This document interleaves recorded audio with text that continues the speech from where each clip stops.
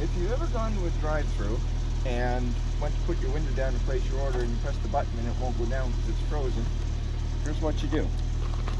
You take a credit card or bank card or any other kind of card and you tuck it down in between the window and the rubber seal. Sometimes it's a bit hard to get in.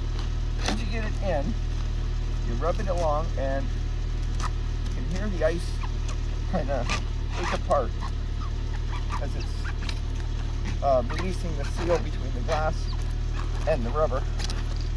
And normally it's a little easier than this. This one's really frozen.